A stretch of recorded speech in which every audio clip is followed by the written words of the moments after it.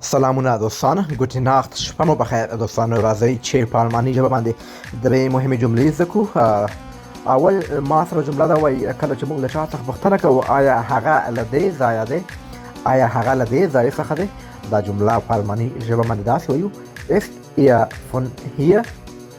دویمه جمله ده ما سره دوستان وایي چې کله موږ چاته وایو نه هغه له دې ځایه نه دی، هغه له دې ځایه نه دی، نو دا جمله په الماني ژبه باندې داسې وایو nein er ist nicht von hier.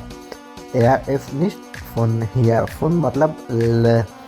او بله جمله ده ما سره وایي کله چې موږ چاته وایو او ته د کوم ځای څخه یې، او ته د کوم ځای څخه یې، نو دغه جمله په الماني ژبه باندې داسې وایو und woher kommst du.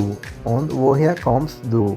دوستانو کولی شئ په الماني ژبه دلته روانې خبرې زده کړئ زما سره په دې اکاونټ باندې.